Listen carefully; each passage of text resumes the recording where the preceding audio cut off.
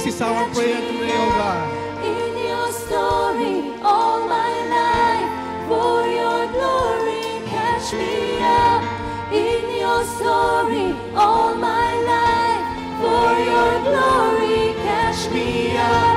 In your story all my life, my God, my joy, my delight, my God, my joy, my delight, my God, my joy, my delight, my God, my joy, my delight. This morning, let's make it a prayer to the Lord. So put me anywhere.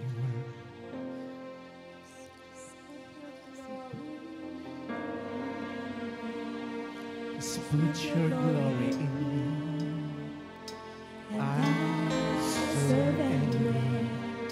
Just let me see your beauty. So put me anywhere. Just put your glory in me. and I'll Serve anywhere. Just let me see. So put me anywhere. Just put your glory in me. And I'll serve anywhere. Just let me see your beauty. So put me anywhere. Just put your glory in me. and I'll serve anywhere. Just let me see your beauty. So put me Anywhere, just put your glory in me. Put your glory in me, O God. And I'll serve anywhere. Just let me see your beauty. So put me anywhere. Just put your glory in Hallelujah, Lord me. Jesus. And I'll serve anywhere. Just let me see your beauty. Father God, we thank you for your glory, O God. This is our prayer today, this morning. Put us anywhere. We will serve anywhere, O God. Put your glory in us. Put your glory in me, O God. We will serve anywhere. Is this your prayer today, church?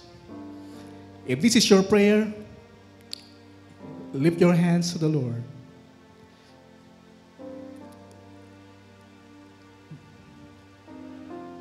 Let me see your hands. If this is your prayer, our prayer today, this morning, Lord, that you will put your glory in us, and we will serve anywhere.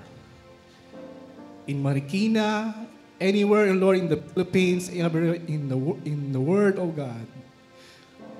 As you put your glory on us, oh God, we know you have given us the power to witness, the power to heal the sick,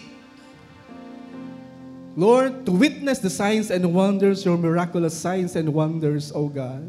And we will see the lepers will heal, oh God, and you will prosper us. Papayamanin mo kami, Panginoon. Panginoon, upang mag-provide sa mga nangangailangan, sa mga nagkukulang. Panginoon, sa mga orphans, sa mga walang tatay, sa mga fatherless, sa mga widow, oh God. Lord, you will use us mightily because your glory, you will put your glory in us, oh God. This is our prayer, Lord, this morning. Lord, we thank you, oh God, for your Son, Jesus Christ, that we have an access to your throne of glory, oh God. We thank you, Father God. We thank you, Lord Jesus. We thank you, Holy Spirit, for empowering us, oh God, for igniting us, oh God, to witness, oh God, to be used mightily for your glory, oh God, for your glory, oh God, for your glory, Lord Jesus. Catch me up for your glory, For your story all my life, for your glory, catch catch me up in your story all my life. For your glory, catch me up in your story all my life. For your glory, catch me up in your story all my life. For your glory, catch me up in your story all my life. My God, my joy, my delight. My God, my joy, my delight. My God, my joy, my delight. My God, my joy, my delight. Father God, we thank you, Lord, today. Salamat, Panginoon, sa presensya mo, Panginoon. Salamat sa iyong banal na Espiritu, O God, na in-empower kami, Panginoon, to do your will, to do your works, O God, in this end of times, O God. We thank you, Father God, for your grace upon us. The grace that will empower us, the grace to forgive, the grace to heal, the grace to forgive, O God, the grace to provide for those people that in need. Father, we thank you, and this is our prayer today. We give you praise, we give you glory, O God. In Jesus' name, amen. Palapakan po natin ang Panginoon. Sino po sa inyo dito yung ganun ang prayer ngayong umaga? Sino po nagtaas ng kamay kanina yung prayer niyo po ganun kanina? Amen? Alam niyo po, marami po sa atin dito, even sa ibang ating mga kapatid na wala po dito, ginagamit sila sa ibang bansa. Amen? And if you are willing to use by God, if we say yes to the will of God, to the mission, God will provide. Amen? And He will prosper us abundantly. Amen? Hindi po siya magkukulang. Amen? So, sa umagang po ito, I hope meron tayong maintindihan. I hope we are ready po tayo ngayong umagang ito sa salita ng Panginoon. Amen? Ready na po yung ating dyan. So, magandang umaga po sa inyong lahat. Ang ating pastora po ay, dahil po birthday po ni Mamang Baket, siya po ay nandun sa Isabela today. Kasama po natin si Pastor Ton. So, they celebrate yung birthday po ni Mamang Baket, yung kanyang nanay. November 9 po yata yun eh. So, siya po yung mag-preach po sa Isabela today. So, tayo po ay inatasan, ngayong lingkod po, tayo po ay inatasan para magbibigay ng mensahe po sa inyo. Amen? So, ito po ay kadugtong. Ito po ay continuation pa rin po ng series po natin. Ano po yung series po natin? Hello? The Church for the City. Amen. So, tayo po ay nasa, kung di ko nagkakamali, part 4 na po ito. Amen. So, ang last time po, ang tinalakay po natin, Pastor, ay yung tale of, ano yun? 2 cities. Amen? Ano yung 2 cities na yon? Ay, hindi yata nakinig yung iba. Ano? Sodom and Gomorrah at saka Nineveh. Medyo maluwag na yung dito, Tornilio. Amen? So, yung Nineveh, actually, si God ay may kalooban na. Amen? Anong kalooban ni God doon sa Nineveh? Mag-repent sila. Mag-repent. For how many days? 40 days. Ang sabi sa Nineveh, pero kailangan ng Panginoong Diyos ng isang mensahero para maibigay doon po sa Nineveh. Tama po ba? Kailangan ng mensahero. Kasi kung walang mensahero, paano nila maririnig? If there's no preacher of the word, paano nila maririnig? How they can hear the good news or the warning? Amen? Amen? Same din sa atin po ngayong kapanahunan po natin. Kailangan ng mensahero. Turo mo ang katabi mo, kailangan ka. Turo mo yung katabi mo, kailangan ka. Amen? Kailangan ng mensahero, kailangan na magpo-proclaim, kailangan ng preacher. Amen? Of the word, of the gospel. Amen? So, meron ng kalooban si God, kailangan mag-repent. Pero kailangan niya at least man lang marinig ng Ninive kung ano yung warning. Amen? Sabi nung repent. And true enough, ano nangyari? Nag-repent ba ang Ninive? Nag-repent. So, kaya hindi tinuloy ang judgment. Tama po ba? Amen? So, ibig sabihin po, gagawa at gagawa ang Diyos kahit anong mangyari, gagawa at gagawa ang paraan ng Diyos para magpadala ng mensahero at ikaw yun. Turo mga katabi mo. Amen? Posible sa pamilya nyo, sa bahay po ninyo, sa kumpanya, inyong pinapasukan, sa neighborhood ninyo, sa community ninyo. Ikaw yung pwedeng mensahero. Kaya huwag ka nang magpatumpik-tumpik pa. Amen? Huwag ka nang magpaligo-ligo pa. Amen? Kasi gusto nyo bang ma-Jonah? Hello? Gusto nyo ba ma-Jonah? Oh, di ba? Tingnan nyo si Jonah, di ba? Oh. Dapat sumunod na po tayo hanggat maaga pa.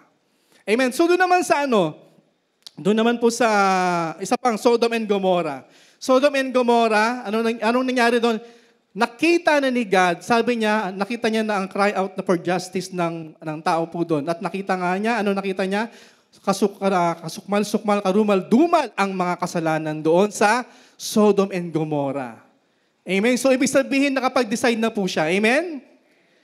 Amen po ba? So, there's no righteous doon sa Sodom and Gomorrah. Kaya ano nangyari? Kaya po natuloy ang judgment.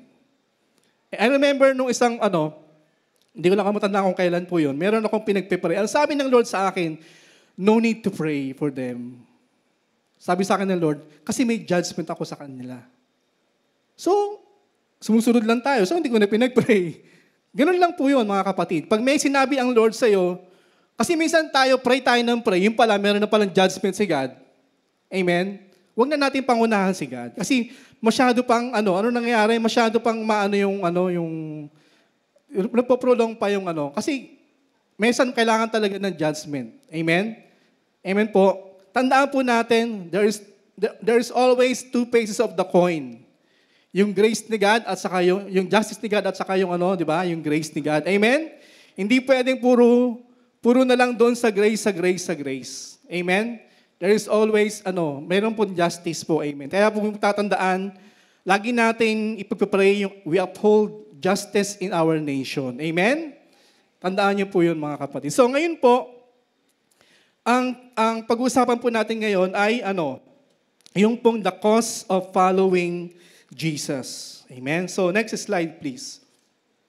Sabi po sa Luke 9, verse 23 to 24. Nababasa niyo po ba yung Luke 9, 23 to 24? Kung nababasa po natin, basahin po natin sabay-sabay. 1, 2, 3, go!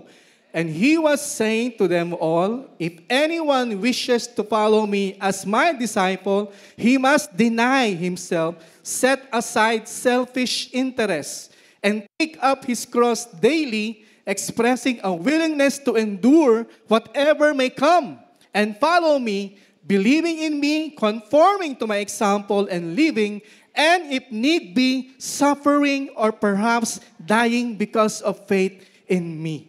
Malinaw po ba yung binasa po natin? Amplified version po yan. Hindi ko nilagay yung amplified version. Balik po muna tayo sandali doon.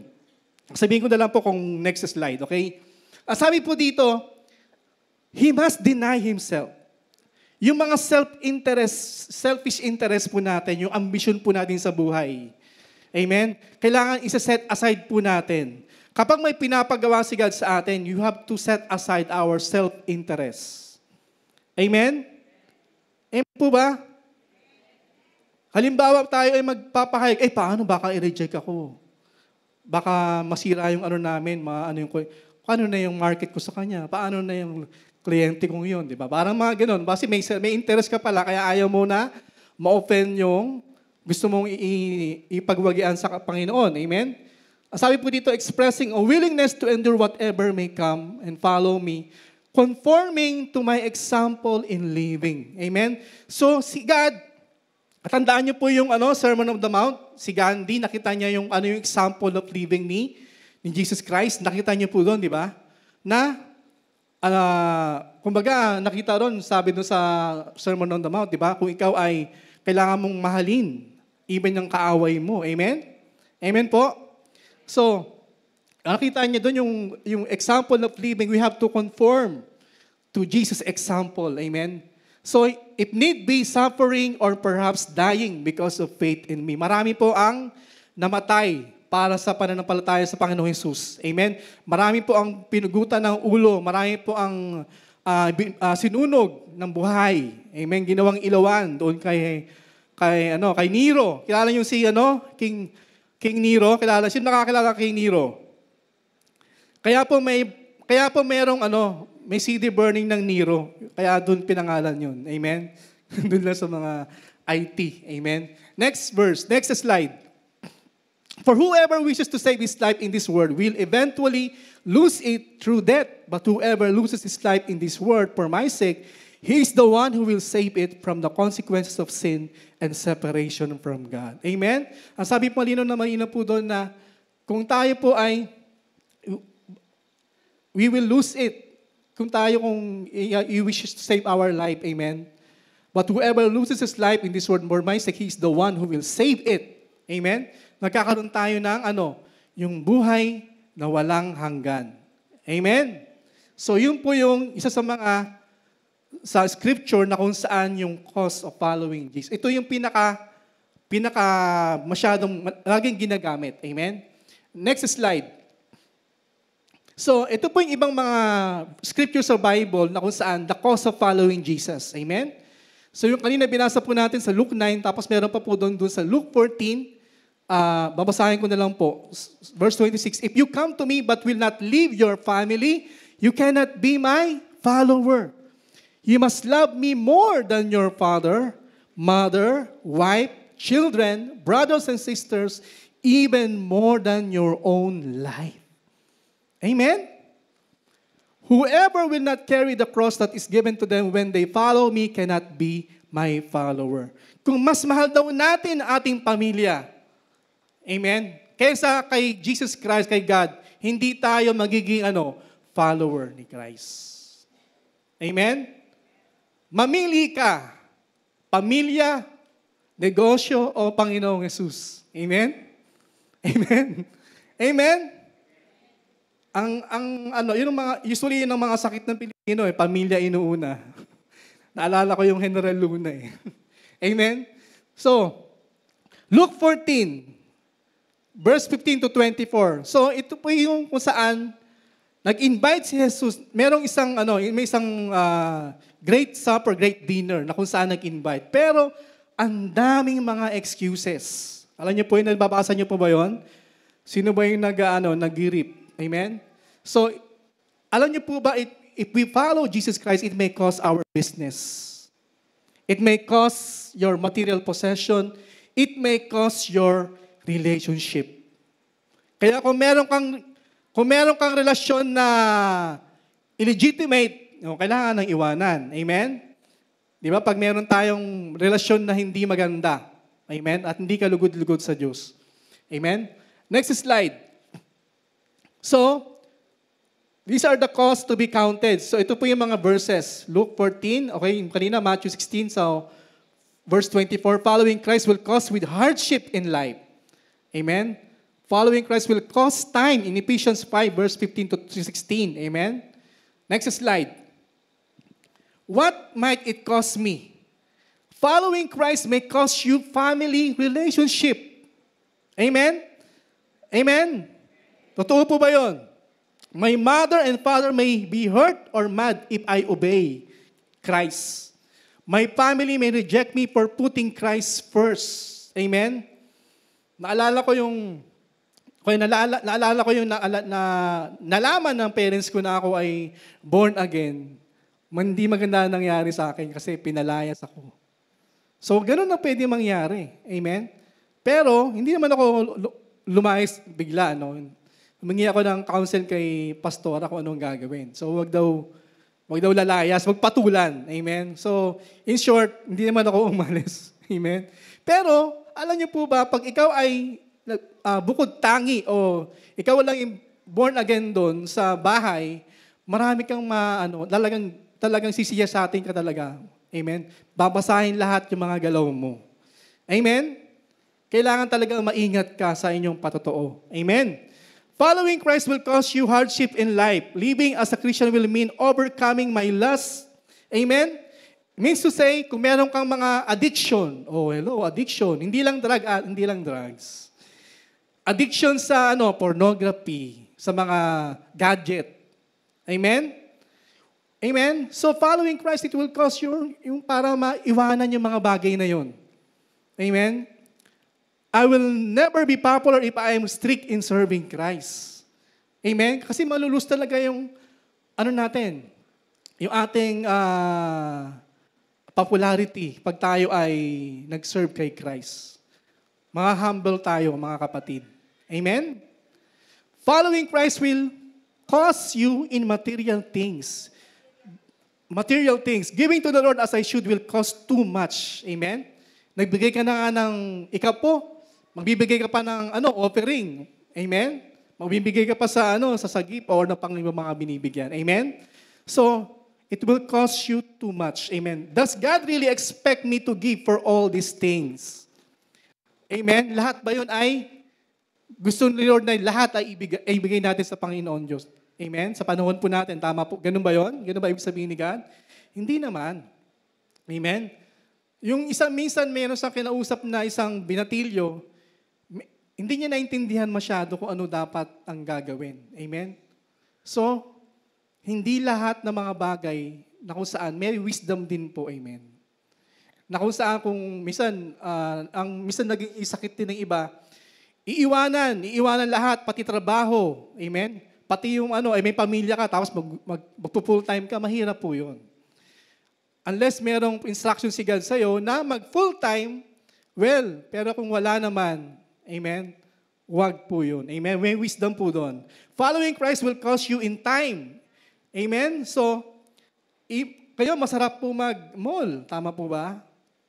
10:00 na. Mall time na. Amen? So, pero iba sa inyo nandito sa church, Sunday morning, at iba sa inyo meron pang Sunday night.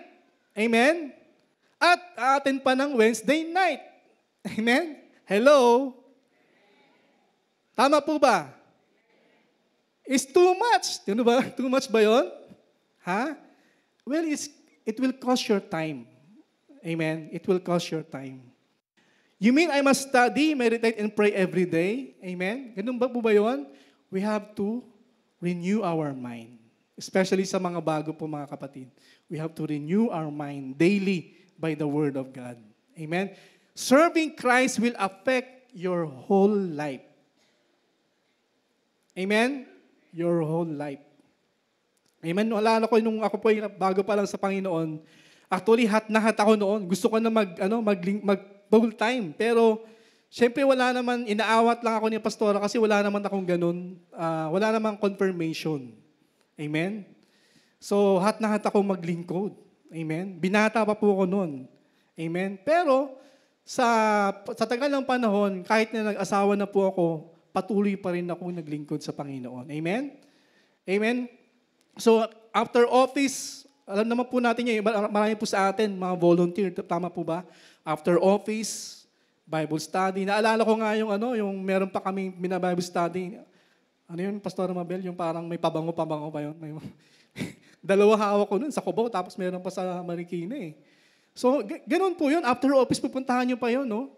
Amen? So, ganun po yung it will cost your time. Amen? Your money, your treasure. Amen? Kaya, alam nyo, yung anak ko, medyo nakakaintindi na yun. Ano ba yan, Daddy? Puro na lang cell group na lang sabi niya. Kaya naano ko dun. Kasi minsan wala na rin balance, di ba? Pero dapat may balance din. Amen? Hindi lang puro na lang ministry, dapat meron din tayong, time din sa ating pamilya. Amen? Kasi yun ang ating unang-unang pinagwawagian sa Panginoon, yung ating mga anak. Amen? Amen po? Kaya, alam niyo po, nakita ko, hindi naman sa karamihan ng mga problema, sinabi nga minsan ni minsan nagsalita dito yung merong appreciation. Yung karamihan doon sa mga problema sa yung mga anak ng pastor. Amen? Pero hindi na ngayon, di ba? Amen? yung mga traditional na kasi, di ba, puro sila, wala nang panahon sa pamilya. Di ba? Iniwan yung negosyo, iniwan yung hanap buhay. Wala nang, umaasa lang sa tithes and offering yung pastor. Magkano lang naman yung tithes and offering, di ba? Magkano? Walang maipakain. Buti na nga lang, may kilala akong pastor, amen, miracle. Kasi pinayagan sa isang private school na kung saan wala siyang babayaran. Siguro naawa, no? Amen? Doon sa private school. So, alam niyo po, marami po talagang it will cost our life, our whole life, pag tayo ay susunod sa ating Panginoong Jesus. Amen? Dito na lang kaya ako sa likod na lang kaya ako. Parang wala akong kausap eh. Hello! Gising pa po ba kayo ngayong umaga? Amen? Alam niyo po, actually itong these past Sundays, napakabigat. Amen? Napakabigat talaga. Talagang, kumbaga po mga kapatid, talagang inaano yung commitment mo kung hanggang saan ka. Amen? Kung hanggang saan, kung hindi ka bibitaw sa pagsunod sa Panginoon. Amen? And so, bear with us, amen mga kapatid. Kasi alam niyo po mga kapatid, hindi lang naman yan, alam niyo ang pagiging Kristiyano, hindi naman hindi naman parang smooth sailing. Amen? Sabi nga next slide please. Sabi nga ni Matt Carter, isa dun sa Austin, isa sa mga elders sa Austin, sabi niya, the gospel and living it out is not safe. Amen? For thousands of years, our brothers and sisters have been martyred, burned alive, eaten by lions, beheaded, etc., etc., etc. Especially doon ngayon di ba, saan ba yung may ISIS, di ba? Grabe sila, di ba? Grabe yung persecution na nangyayari. So, alam niyo po, wag natin hintayin mangyari yon sa Pilipinas. Hihintayin niyo pa ba yun na magkaroon ng matinding persecution para tumayo tayo sa upuan po natin? Para mag-serve, para sumunod sa Panginoong Jesus? Hihintayin ba natin yon? Halimbawa, merong pamasok dyan, di ba? For example lang, di ba? May pumasok, di ba? Sabi, lahat ng ganyan. Yung mga gustong itatanggi si Jesus, re-reject si Jesus, pumalis na, pero hindi. Hindi mo papatayin ka. May ganun doon sa ISIS. O pupugutan ng ulo. Hihintayin niyo ba yung ganun mangyari? Hindi, di ba? So, in our time today, masyadong malaya po tayo sa ating bansa. So, ito yung time para tayo ay kumilos po tayo. Amen? Magpagamit po tayo. Amen? Amen? Amen. So, next slide. Due to fear, many people walk away when they get an accurate, biblical, realistic, uncut, and unedited version of scriptures about following Jesus Christ. Marami po. Sa tagal po namin sa ministry, ang dami namin nakita na nag-walk away dahil sa matinding scripture. Amen? Na sinasabi sa Biblia, they walk away. Hindi nila maano yung rema, yung salita ng Diyos. Hindi nila makayanan. Amen? Kasi karamihan na-open. Amen? And many times, pag na-open, ano nangyayari? They walk away. And I believe, kayo po, hindi kayo na-open kasi until now, nandito kayo. Amen? Amen ba? Palakpakan po natin ang Panginoon. Amen? Kasi most of the people na napagwagian dito po sa Rema, they were offended, they walk away. Amen? Amen po, hindi nila matanggap yung salita ng Diyos. Especially when it comes to commitment. Especially when it comes to change their lives. Amen? Amen? Okay, next slide. Sa John 6, example lang po ito. John 6 verse 53-54. So Jesus said to them, "Truly, truly, I say to you, unless you eat the flesh of the Son of Man and drink His blood, you have no life in you. Whoever feeds on my flesh and drinks my blood," iinumin mo yung dugo ng Panginoong Hesus, "has eternal life, and I will raise him up on the last day." Imagine niyo po kayo nandoon nung sinabi ng Panginoong Hesus yan. Anong sasabihin niyo? Kakainin niyo yung flesh niya? Oh, cannibal na yun ah. Cannibalism na. Iinumin yung dugo? Alam niyo, before that, ang daming instances na nagpakain ang Panginoong Hesus. Amen? 5,000, ano pa, ilan pa yun? Mga 5,000, ano lang yun? Mga men lang po yun. Eh, wala pa po yung mga bata sa mga kababaihan. So, ano niyo po, maraming admirer si Jesus. Because of His popularity, ina-admire siya. Amen? Alam niyo naman siguro ina-admire, di po ba? Alam niyo po yun, hindi na kailangan explain. Hinahangaan. Tama po ba? Di ba? Di ba, halimbawa ako, hinahangaan ko yung, for example, basketball, dati Hinebra, ngayon, sa NBA, yung Golden State, di ba? GSW. Golden State Warriors, di ba?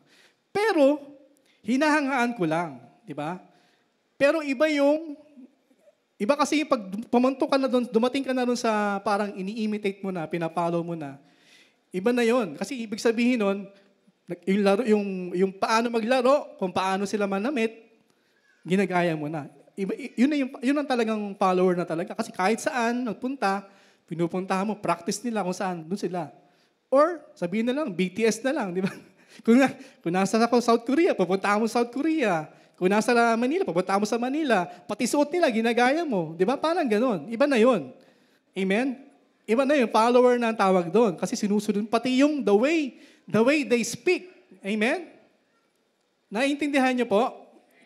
Iba yung admirer lang. Ibig sabihin, mababaw pa lang, yung admirer pa lang talagang hinahangaan mo. Kasi yun, maraming admirer si Jesus. Dahil kung paano siya magpagaling, kung paano siya magpakain, miracle. So, ang daming admirer. Amen? Pero, merong atomic bomb, may nuclear bomb na pinasabog si Jesus sa kanila, natahimik. They were offended. Amen?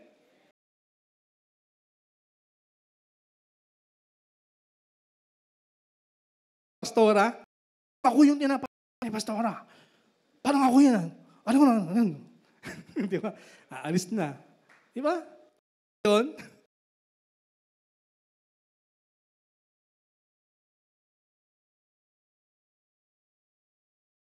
Di ba? Hello? Hello? May kausap ba ako ngayong umaga? Totoo lang po yun, di ba? Totoo lang, di ba? 59.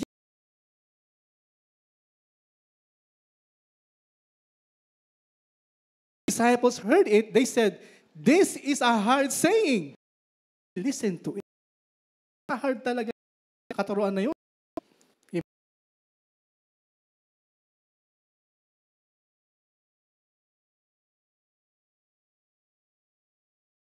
Ano nangyari?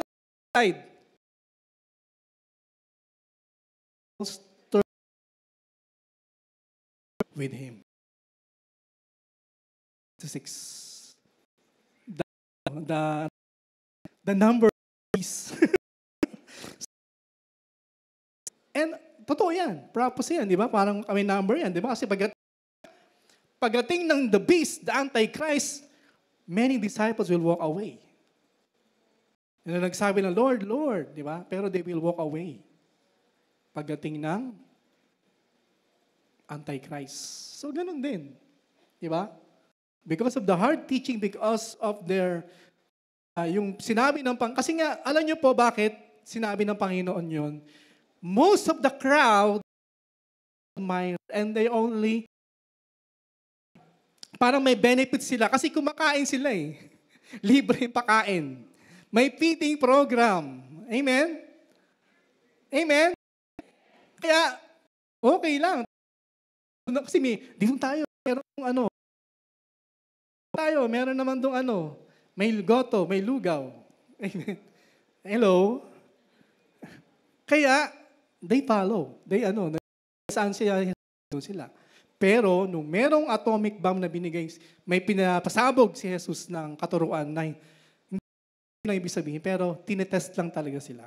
Pero ang totoo niyan, babasahin niyo po yung ibang mga verses, ang pinutukoy ng Panginoon Jesus doon ay very spiritual. Amen. So, ito, sa tagal 3, nung una, okay, kahit nung panahon po ni Jesus, many people are strangers. Ang tingin nila kay Jesus, di ba, carpenter, nobody. Hanggang sa sila ay mag-admirer. Amen? Dahil nakita nila kung paano magturo si Jesus, kung paano ng signs and wonders. Amen? And then after that, sila ay naging user. Kasi benefits lang. Gusto lang nila yung benefits. Kung ano yung makukuha lang nila, hanggang doon lang sila. Beneficiary, they only see Jesus as their emancipator or provider. Nagpapakain. Hello? We have to move up. Kailangan tayo mag-graduate po doon at maging follower. Jesus is our Lord and Savior. Jesus is our Master. Hello? Amen ba? Amen. So, may example po sa Bible na kung saan kasi may isang magaling sa Biblia, magaling sa law, na kung saan tinest si Jesus Christ. Amen. So, kaya po niya, meron siyang binigay na example doon sa tao na yon, na kung saan parang masyado maalam sa Biblia. Kumbaga itong tao na to, nag-reap every day. Diba? Ini-study niya ang Bible. Amen? Amen? So, tingnan natin po yung example na yon, yung story na yon. Next slide. So, bago po yun. What does it really cost to follow Jesus in our everyday life? Amen? Amen. Next slide. So, Luke 10, verse 25 to 29. And a certain lawyer, an expert in Mosaic law, stood up to test him, saying, Teacher, what must I do to inherit eternal life? Jesus said to him, What is written in the law?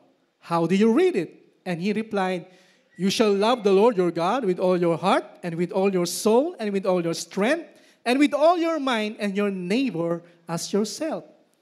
Amen? So, sinabi sa text, di ba? Expert in Mosaic law. Siyempre, alam niya na yun. Ba't niya pa niya tinatanong? Hello? Kasi nga, tinetest lang niya kung tama ang sasabihin ni Jesus. Amen? At maraming ngayon sa panahon natin ganyan, di ba? Mahilig makapag-debate. Alam mo yung Biblia. Amen? Amen? So, tingnan natin po ang mga susunod pa mga kabanata. Amen? Medyo teleserye po ito, ha? Gusto niyo naman yung teleserye, di ba? So, next slide. Jesus said to him, You have answered correctly. Tama ka, congratulations. Tama yung sagot mo. Do this habitually and you will live. But he, wishing to justify and vindicate himself, and asked Jesus, And who is my neighbor? Amen? Gusto niya i-justify pa rin. Sino ba yung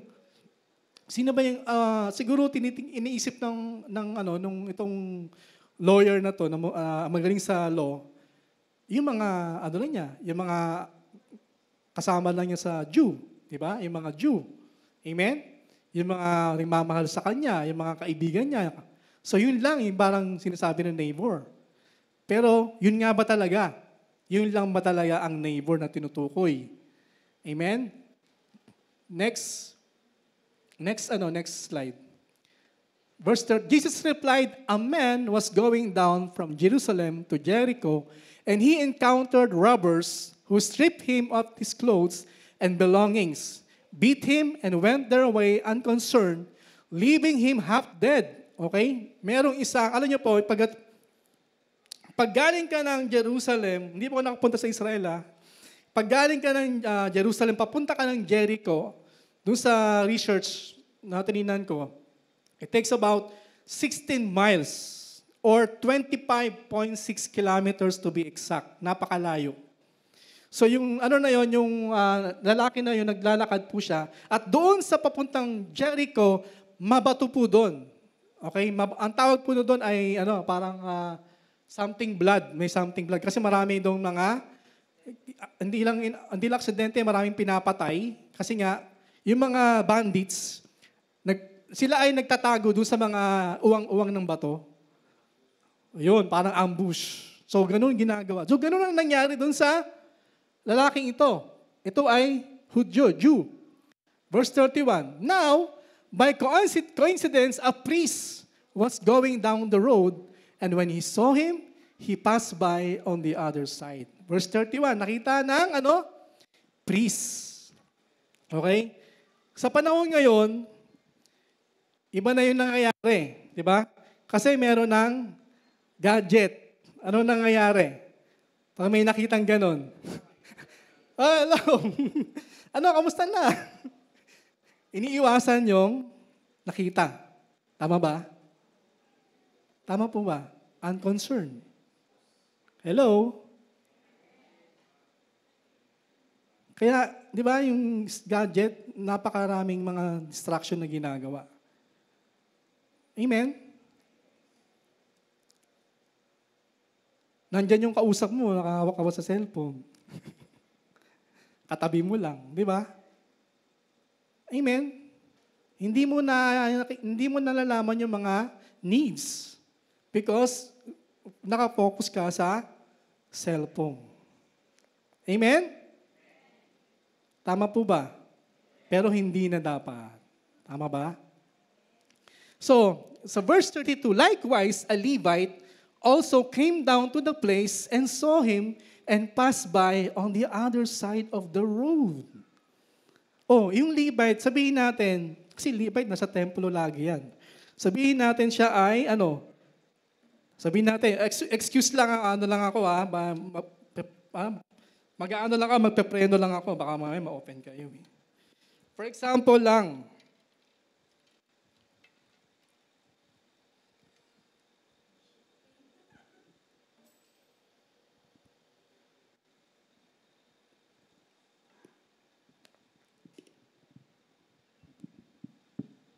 so nakita niya na merong kailangan doon, pero anong ginawa niya? Nag-earphone. Okay? Tapos gumaganon-ganon. Sino yun? Sumisipra. Hello?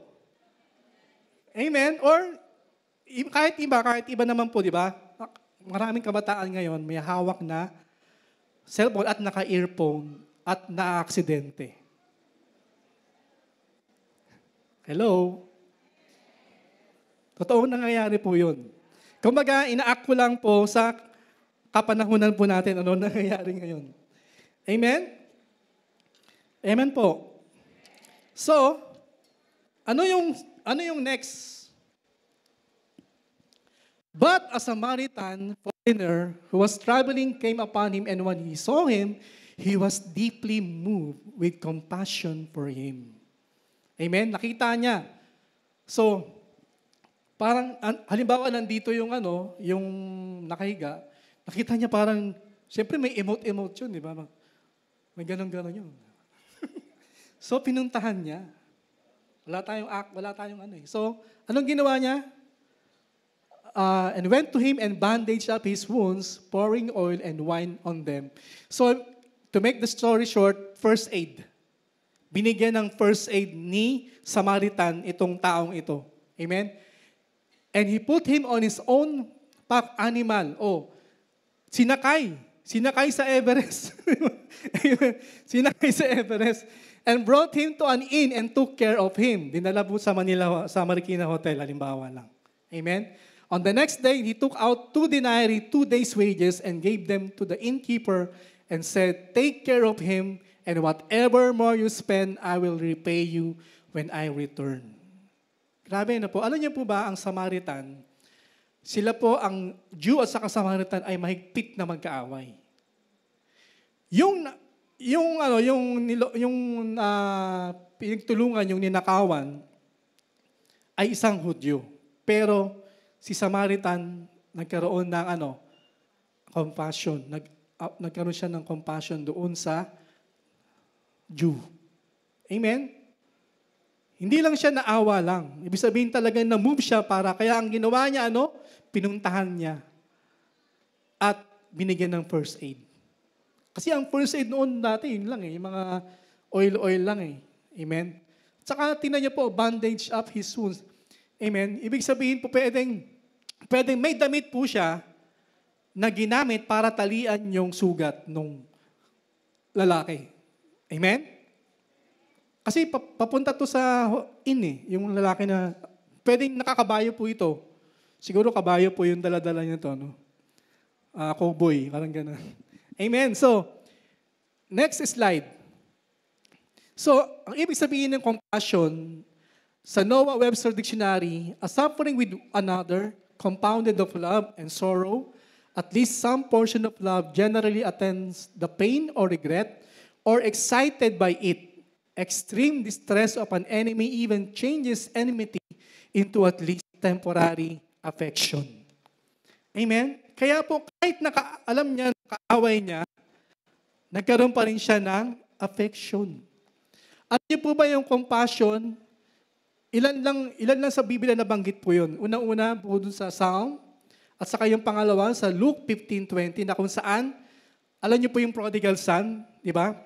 Yung ama niya, nagkaroon ng compassion and ran and fell on his neck and kissed him. So, ibig sabihin, matindi yung compassion na tinutukoy po doon sa nabanggit na Samaritan. Amen?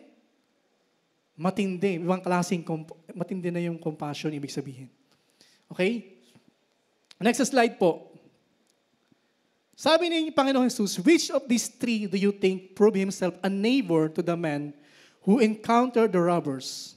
He answered, the one who showed compassion and mercy to him. Then Jesus said to him, go and constantly do the same. Amen? Ang tanong ni lawyer, who is my neighbor? Pero ang tanong ni Jesus, iba. Which of these three do you think proved himself a neighbor to the man?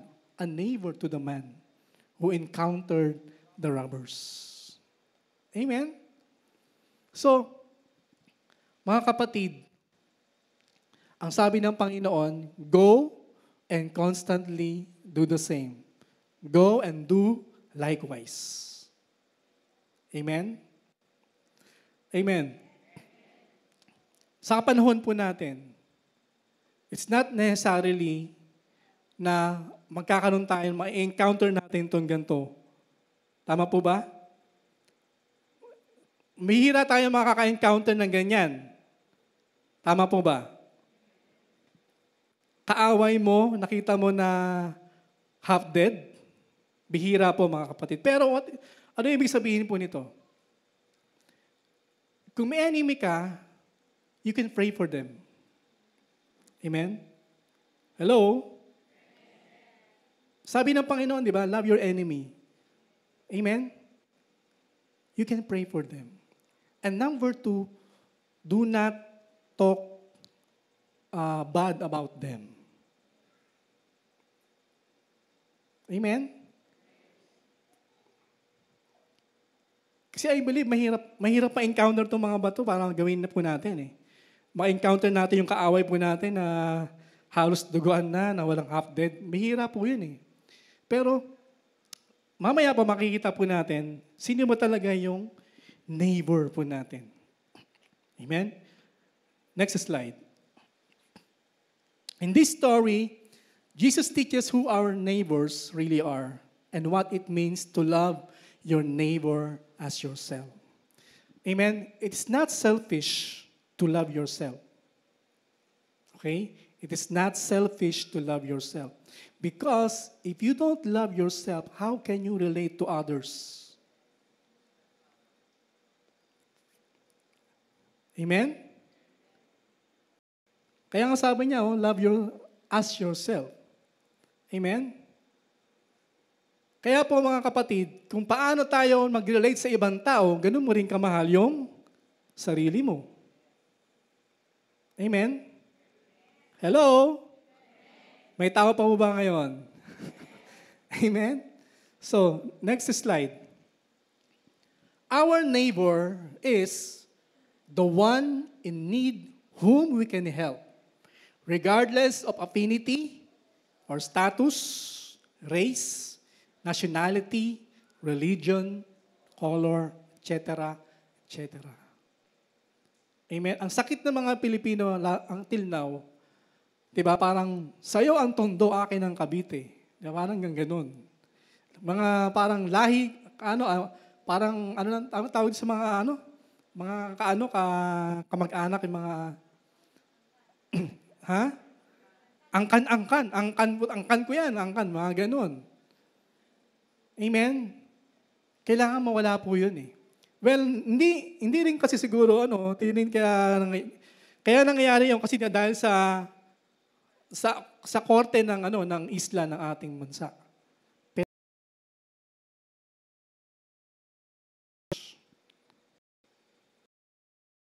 Iba parang ganun. Diba? So, nagkakaroon ng paksyon na hindi dapat. Amen po? Hello?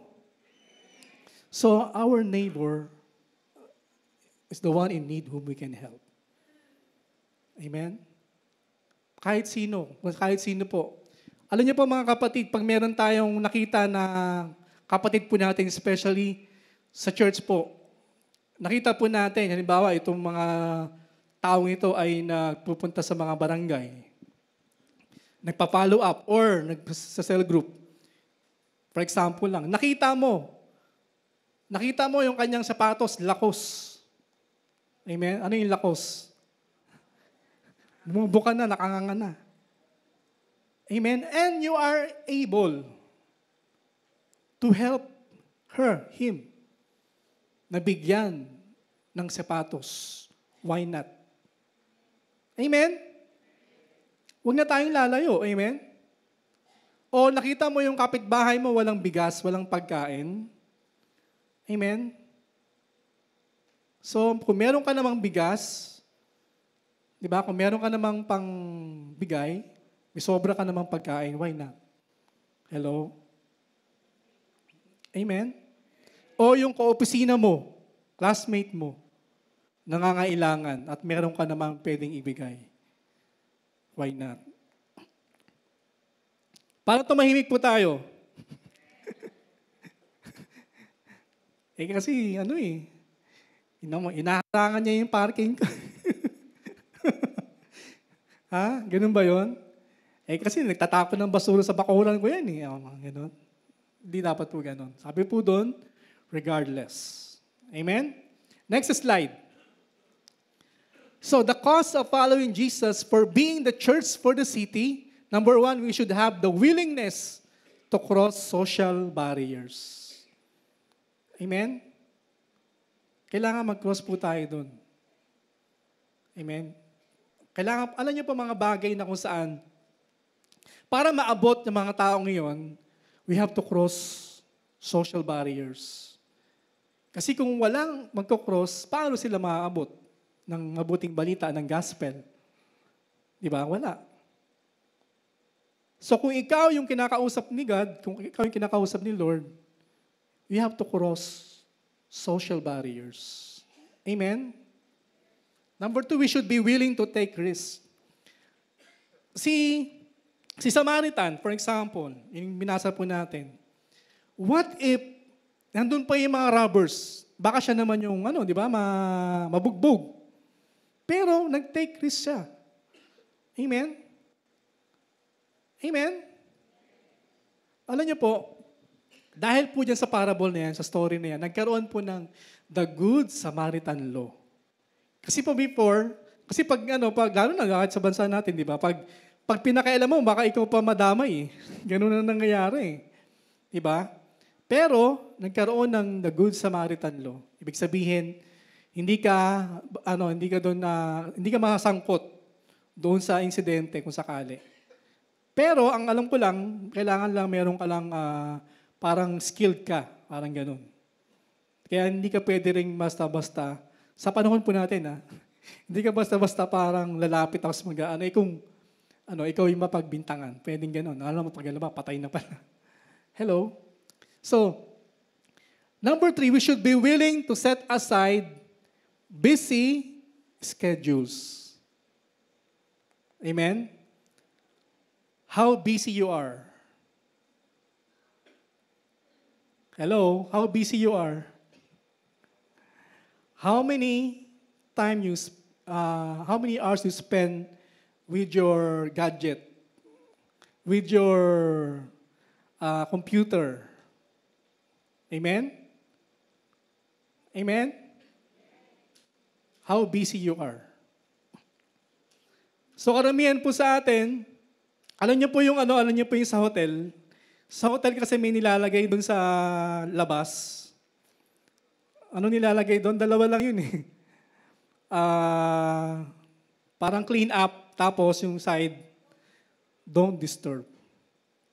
Karamihan po sa atin, nakalagay, don't disturb. Amen? Busy. Amen? Hello? Ganun ba tayo ka-busy? Amen? Mas busy ka ba kay bossing? Hello? Amen? May kilala ako, ang daming ginagawa Pero marami pa nagagawa. Amen? So, huwag nating hayaan yung ating, do not make our alibi bigger than our excuses. Parang gano'n. Huwag natin yan yung mga alibay po natin. Huwag natin palakihin yung alibay natin. Di ba maraming alibay minsan? Amen? Hindi maiwanan. Huwag po sanang lumaki yung mga alibay natin. Amen?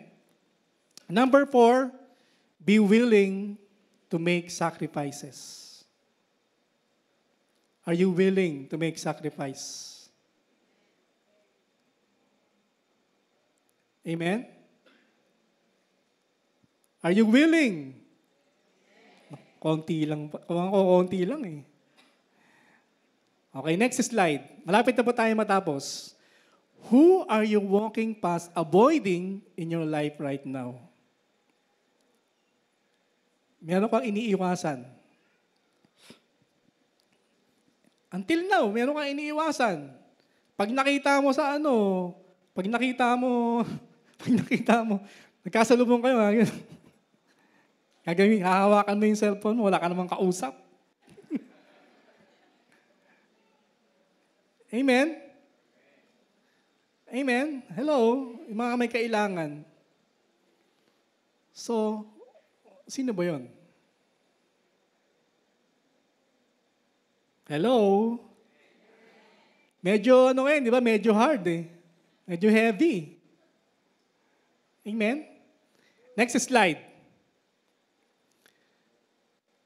Whether due to busyness, inconvenience, dignity, or fear, whom are you avoiding? Sino ba yun? Kilala niyo yun, mga kapatid? Kilala niyo yun? Baka nga nandito siya, nasa church lang Katabi mo. Katagal mo nang hindi kinikibo, katabi mo na. O baka asawa mo pa yan. Amen? Hello? Di ba asawa, 4 na taon na kayo. Tapos, sabihin natin, 7 years na kayo, pero walang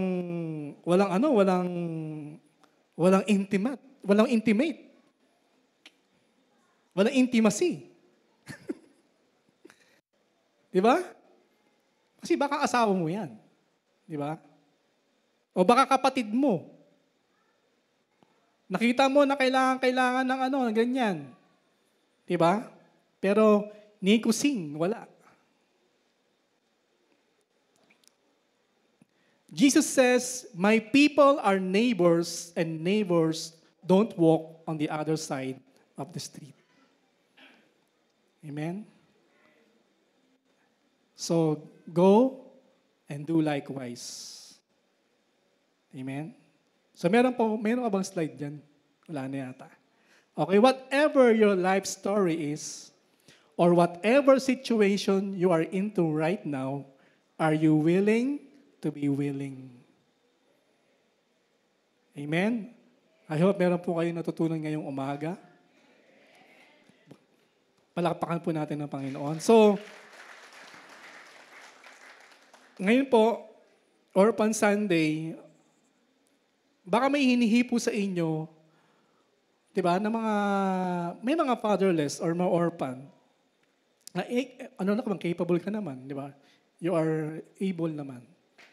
So why not, di po ba? So, meron yatang, bago ko tawagin si Mr. Mali, may video?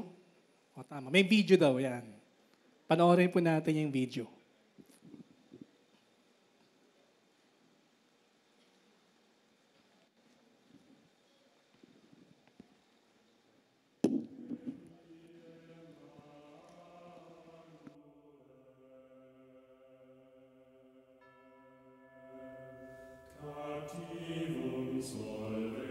I'm scared.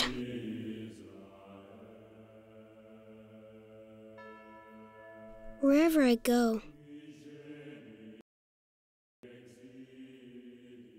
I see people walk past without noticing me.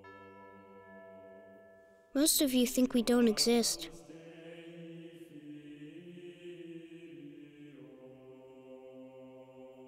You think we're a myth, an abstraction.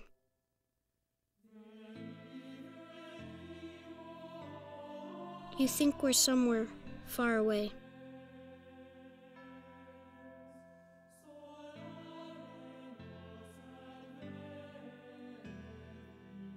But I'm not a myth.